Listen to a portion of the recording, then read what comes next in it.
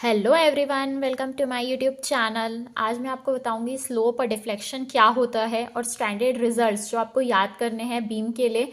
उससे रिलेटेड आप questions solve कर सकते हैं एग्जाम में। ये बहुत इंपॉर्टेंट वीडियो है। बने रहिएगा इस वीडियो में। स्टार्ट करते हैं। Slope of a beam. Slope क्या होता है? Slope at any section in a deflected beam is defined as the angle in radians which the tangent at the section makes with the original axis of the beam. Slope of that deflection is the angle between the initial position and the deflected position. ठीक, अगर ये आपकी beam है, मान लीजिए cantilever beam है आपके पास, ठीक। ये डिफ्लेक्ट हो रही है, राइट। जो स्लोप होता है वो क्या होता है? जो एंगल बनता है इसके टेंजेंट्स के, डिफ्लेक्टेड शेप के टेंजेंट से विद द ओरिजिनल एक्सिस। ये ओरिजिनल एक्सिस है बीम की। इस ओरिजिनल एक्सिस से जो एंगल बनेगा टेंजेंट का, वो उसको बोलते हैं स्लोप, ठीक। डिफ्लेक्शन क्या होता है? Deflection at any point on the axis of the beam is the distance between its position before and after loading. Loading के पहले और बाद में जो डिस्प्लेसमेंट होता है या जो डिस्टेंस कवर होता है, जैसे ये कैंटिलीवर बीम है, ठीक। जब यहाँ पे पॉइंट लोड नहीं लगा था और जब पॉइंट लोड लग गया तो यहाँ पे एक डिस्प्लेसमेंट हुआ, डिस्टेंस आया, इसको बोलते हैं deflection.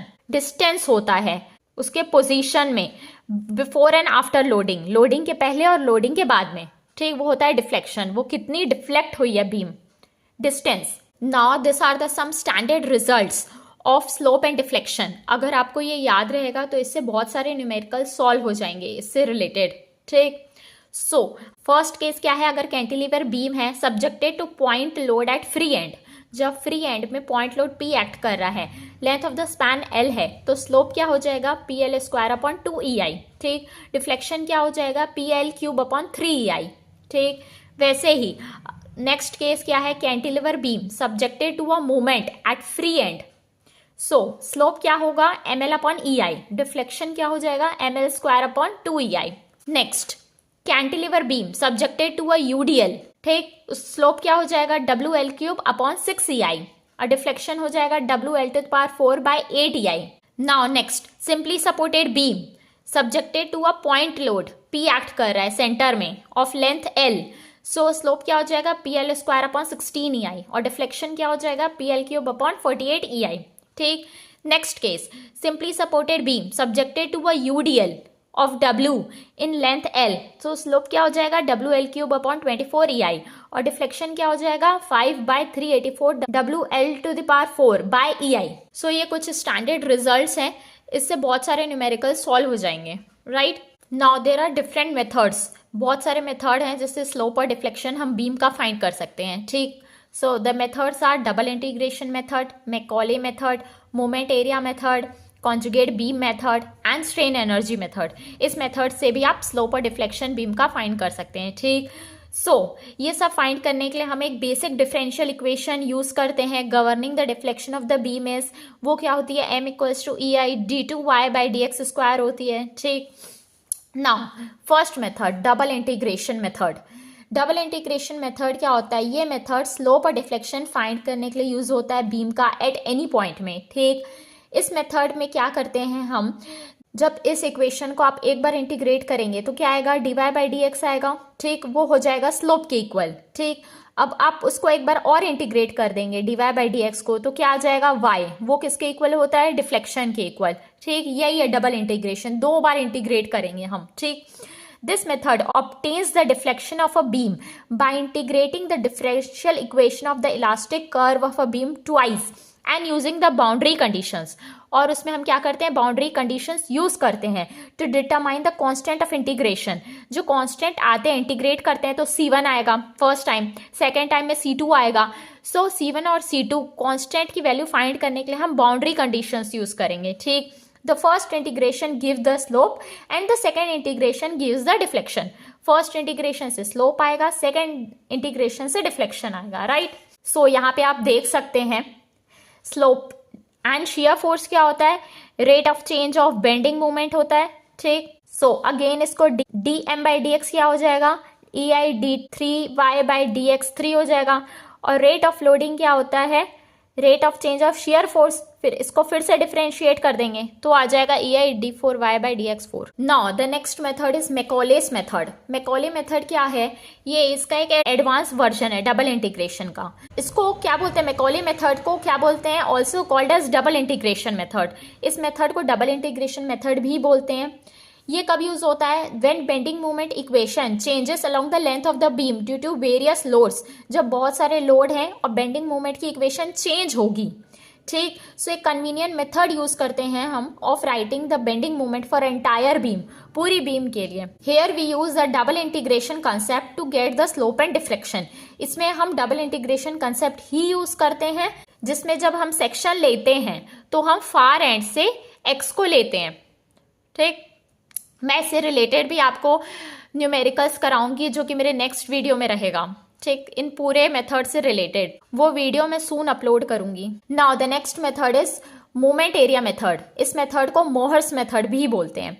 Next, this method is useful for beam which is subjected to a series of concentrated load और having segment with different moment of inertia. जब बीम का moment of inertia different parts में different है तब ये method use होता है, ठीक। इसके दो थ्योरम है, थ्योरम 1 और थ्योरम 2, ठीक। थ्योरम 1 क्या बोलता है? जो चेंज इन स्लोप है between 2 points on the elastic curve equals the area of M/EI diagram between these 2 points. जो स्लोप होता है वो किसके इक्वल होता है? एरिया के इक्वल होता है, M/EI डायग्राम के, ठीक। बेंडिंग मोमेंट डायग्राम जो हम बनाते हैं उसके एरिया के इक्वल होता है स्लोप, ठीक। थ्योरम 2 ये बोलता है जो डिफ्लेक्शन है एक पॉइंट का ए का with respect to a tangent drawn at another point B equals the moment of area. जो डिफ्लेक्शन होता है वो किसके इक्वल होता है? मोमेंट के इक्वल होता है, moment of area under M/EI diagram between A and be about point A, ठीक। जिस पॉइंट से हमको डिफ्लेक्शन फाइंड करना है उस पॉइंट से ही हम मोमेंट ऑफ एरिया फाइंड करेंगे M/EI डायग्राम का, बेंडिंग मोमेंट डायग्राम का, ठीक। जो स्लोप होता है वो एरिया के इक्वल होता है बेंडिंग मोमेंट डायग्राम के, और जो डिफ्लेक्शन होता है वो होता है मोमेंट ऑफ एरिया, उसका हम मोमेंट फाइंड करते हैं। Next method is conjugate beam method. This method is based on the idea of transforming the original beam into a conjugate beam and then slope and deflection are obtained. ये method इस concept पे based है कि हम original beam को conjugate beam में convert करेंगे, मतलब एक इमेजिनरी बीम में कन्वर्ट कर देंगे, ट्रांसफॉर्म कर देंगे, and then slope and deflection are obtain. उसके बाद हम स्लोप और डिफ्लेक्शन फाइंड करेंगे, ठीक। ओरिजिनल बीम क्या होती है? जो बीम हमारे पास नेचुरली अवेलेबल होती है, the actual beam width applied loads, bending moment and boundary condition जो गिवन होती है, ठीक। कॉन्जुगेट बीम क्या है? एक इमेजिनरी बीम है derived from the original beam, जो ओरिजिनल बीम से हमको डिराइव होगी with its own modified boundary condition, जिसकी हम बाउंड्री कंडीशन खुद ही मॉडिफाइड कर देंगे, ठीक। And subjected to a load represented by the moment diagram divided by EI। On boundary condition में क्या करेंगे? हम फिक्स्ड एंड को फ्री कर देंगे और फ्री एंड को फिक्स्ड कर देंगे। सो ये हम खुद के द्वारा इसके बाउंड्री कंडीशंस को मॉडिफाई करेंगे, ठीक। सो इससे रिलेटेड दो थ्योरम है हमारे पास। थ्योरम 1 क्या बोलता है?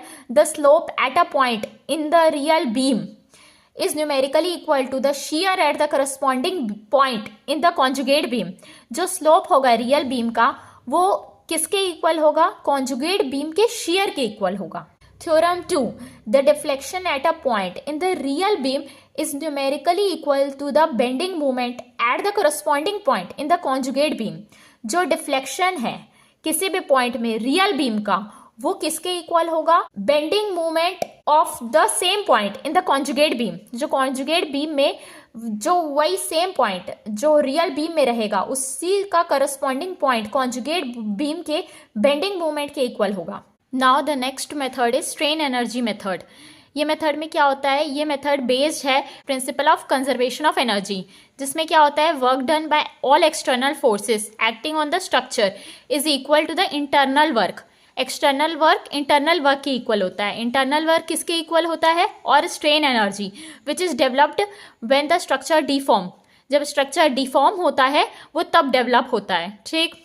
Now elastic strain energy due to bending, इसकी इक्वेशन क्या होती है? U equals to integration from 0 to L m² dx/2EI, right now इसी पे बेस्ड कैस्टिंग-लियानो थ्योरम है, वो क्या बोलता है, the partial derivative of the total strain energy of the structure with respect to an applied force P gives the displacement in the direction of that force. अगर हम strain energy का partial derivative लेते हैं force के along, तो वो किसके equal होता है, डिस्प्लेसमेंट के इक्वल होता है, ठीक, डिफ्लेक्शन के इक्वल होता है। और क्या बोलता है कास्टिंग-लियानो थ्योरम, जो पार्शियल डेरिवेटिव होता है टोटल स्ट्रेन एनर्जी का with respect to movement, applied movement के रिस्पेक्ट में, वो क्या देता है, रोटेशन, स्लोप देता है at the point of application of movement, ठीक। So theta equals to del U by del M, ठीक। अगर स्ट्रेन एनर्जी का partial derivative with respect to load होता है तो वो क्या देता है, डिफ्लेक्शन, और स्ट्रेन एनर्जी का partial derivative with respect to moment होता है तो वो क्या देता है, स्लोप देता है, ठीक। आप इसको ऐसे भी लिख सकते हैं। ऑब्जेक्टिव टाइप क्वेश्चंस के लिए ये सबसे यूजफुल मेथड होता है, ठीक। So del U by del W किसके इक्वल हो जाएगा, integration 0 to L m square dx by 2EI का पार्शियल डेरिवेटिव लेंगे del by del W. So इसका पार्शियल डेरिवेटिव क्या हो जाएगा, m स्क्वायर का 2m del m by del W 0 to L by 2EI, ठीक। सो 2 से 2 कैंसिल हो जाएगा। डिफ्लेक्शन किसके इक्वल हो जाएगा, integration from 0 to L m del m by del W dx by EI। अगर आपको मेरा वीडियो पसंद आया हो सो प्लीज़ वीडियो को लाइक करें, मेरे चैनल को सब्सक्राइब करें। Thank you.